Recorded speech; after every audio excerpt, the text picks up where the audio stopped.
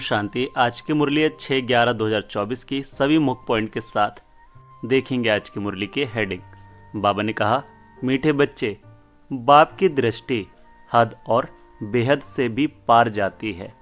तुम्हें भी हद अर्थात सतयुग, बेहद अर्थात कलयुग से पार जाना है। आज की मुरली से प्रश्न है, ऊंचे ते ऊंचे ज्ञान रत्नों की धारणा किन बच्चों को अच्छी होती है। उत्तर सुनाया बाबा ने, जिनकी बुद्धि योग एक बाप के साथ है, पवित्र बने हैं, उन्हें इन रत्नों की धारणा अच्छी होगी। इस ज्ञान के लिए शुद्ध बर्तन चाहिए। उल्टे सुल्टे संकल्प भी बंद हो जाने चाहिए। बाप के साथ योग लगाते लगाते बर्तन सोना बने, तब रत्न ठहर सके। अब हम देखेंगे आज की मुरली से पहला मुख्य पॉइंट। बाबा ने कहा, यह तो समझाया है बच्चों को ज्ञान भक्ति और वैराग्य का यह सृष्टि चक्र बना हुआ है। बुद्धि में यह ज्ञान रहना चाहिए। तुम बच्चों को हद और बेहद से पार जाना है। बाप तो हद और बेहद से पार है, उनका भी अर्थ समझना चाहिए ना। रूहानी बाप बैठ समझाते हैं। यह भी टॉपिक समझानी है कि ज्ञान भक्ति पीछे है वैराग्य।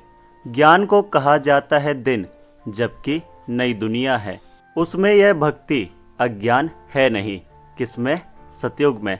वह है हद की दुनिया, क्योंकि वहाँ बहुत थोड़े होते हैं।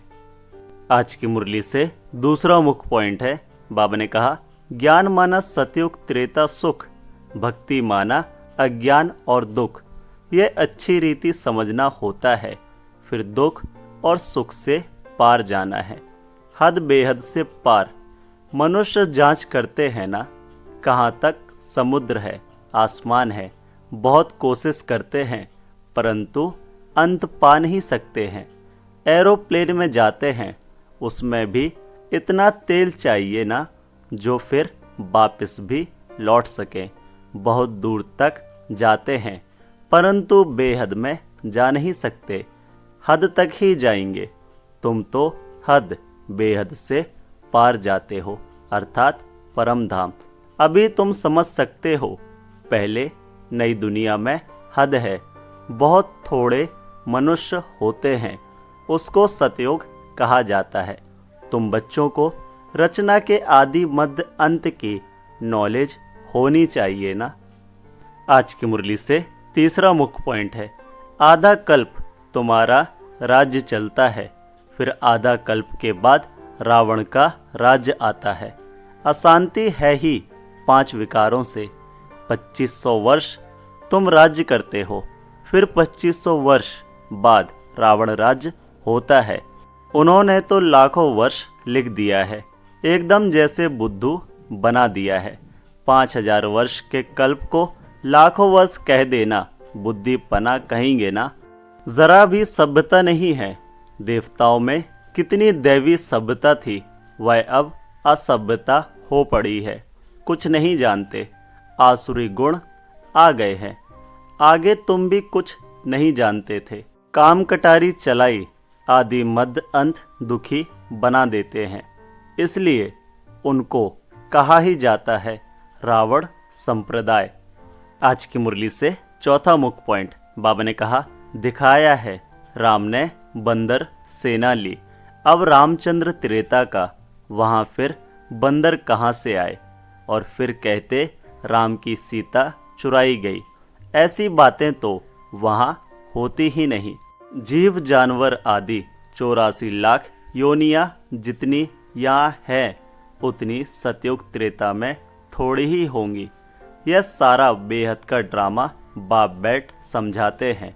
बच्चों को बहुत दूरदेशी बनना है। आगे तुमको कुछ भी पता नहीं था।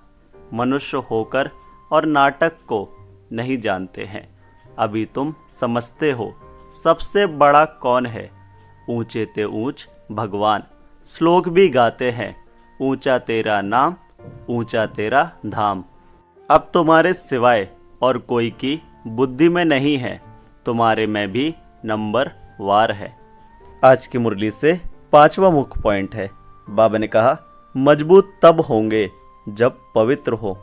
इस नॉलेज की धारणा करने के लिए सोने का बर्तन चाहिए, फिर ऐसा सहज हो जाएगा जैसे बाबा के लिए सहज है। फिर तुमको भी कहेंगे मास्टर नॉलेजफुल। फिर नंबरवार पुरुषार्थ अनुसार माला का दाना बन जाएंगे।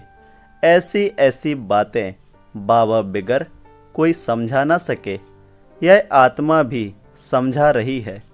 बाप भी इस तन द्वारा ही समझाते हैं, ना कि देवताओं के शरीर से। बाप एक ही बार आकर गुरु बनते हैं, फिर भी बाप को ही पाठ बजाना है। 5000 वर्ष बाद आकर पाठ बजाएंगे। आज की मुरली से 6वां मुख्य पॉइंट है, ध्यान से सुनेंगे। बाबा ने कहा, मनुष्य सृष्टि का बीज रूप ही नॉलेजफुल है। उनके बगैर और कोई नॉलेज दे नहीं सकते। यह सब बातें धारण करने की हैं, परंतु बच्चों को धारणा होती नहीं है बहुत सिंपल, कोई मुश्किलात नहीं है। एक तो याद की यात्रा चाहिए इसमें, जो फिर पवित्र बर्तन में रत्न ठहरे। यह ऊंचते ऊंच रत्न हैं। बाबा तो जवाहरी था, बहुत अच्छा हीरा माणिक आदि आता था तो चांदी की डिब्बी में कपूस आदि में अच्छी रीति रखते थे।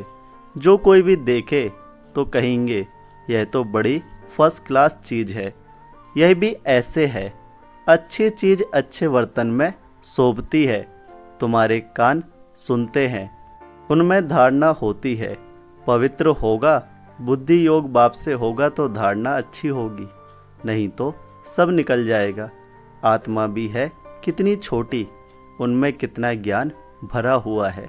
कितना अच्छा शुद्ध बर्तन चाहिए। कोई संकल्प भी ना उठे, उल्टे सुल्टे संकल्प सब बंद हो जाने चाहिए। सब तरफ से बुद्धि योग हटाना है। मेरे साथ योग लगाते लगाते बर्तन सोना बना दो, जो रत्न ठहर सकें, फिर दूसरों को दान करते रहेंगे। आज की मुरली से 7वां मुख्य पॉइंट है, भारत को महादानी माना जाता है। वह धन दान तो बहुत करते हैं, परंतु यह है अविनाशी ज्ञान रत्नों का दान।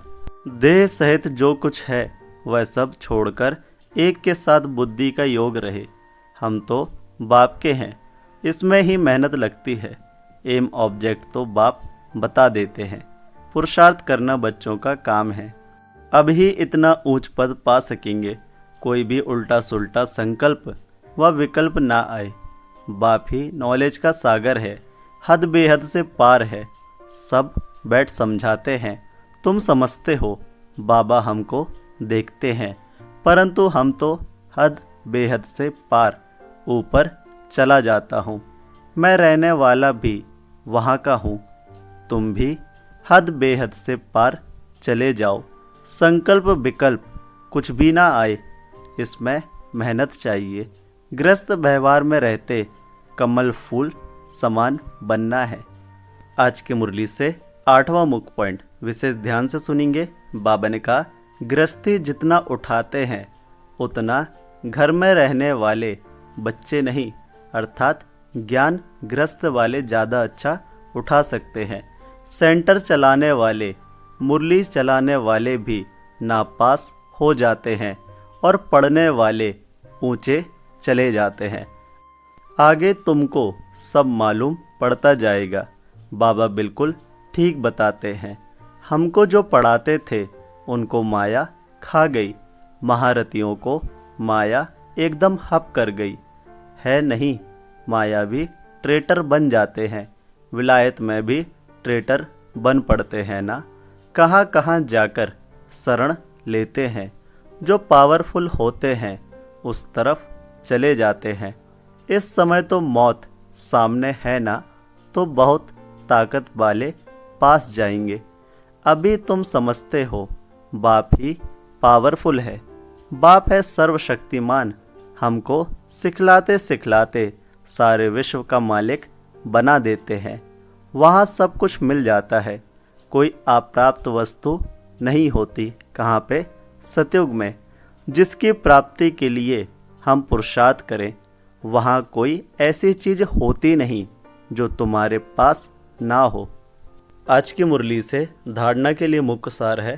पहला, बुद्धि में ज्ञान रत्नों को धारण कर दान करना है। हद बेहद से पार ऐसी स्थिति में रहना है जो कभी भी उल्टा सुल्टा संकल्प व विकल्प ना आए। हम आत्मा भाई भाई हैं, यही स्मृति रहे। दूसरा पॉइंट है, माया के तूफानों से बचने के लिए मुख में बाप की याद का मोहरा डाल लेना है। सब कुछ सहन करना है, छुई मुई नहीं बनना है, माया से हार नहीं खानी है। आज की मुरली से वरदान है। बाबा ने कहा, सदा एक के स्नेह में समाये हुए, एक बाप को सहारा बनाने वाले, सर्व आकर्षण मुक्त भव। डिटेल है, जो बच्चे एक बाप के स्नेह में समाये हुए हैं वे सर्व प्राप्तियों में संपन्न और संतुष्ट रहते हैं। उन्हें किसी भी प्रकार का सहारा आकर्षित नहीं कर सकता। उन्हें सहज ही एक बाप दूसरा न कोई यह अनुभूति होती है। उनका एक बाप ही संसार है। एक बाप द्वारा ही सर्व संबंधों के रस का अनुभव होता है। उनके लिए सर्व प्राप्तियों का आधार एक बाप है, ना कि वैभव व साधन। इसलिए वे सहज आकर्षण मुक्त हो जाते हैं। आज की मुरली से स्लोगन है। बाबा ने कहा, प्रकृति को पावन बनाना है तो संपूर्ण लगाव मुक्त बनो। ओम शांति। मेरा बाबा, प्यारा बाबा, मीठा बाबा। ओम शांति।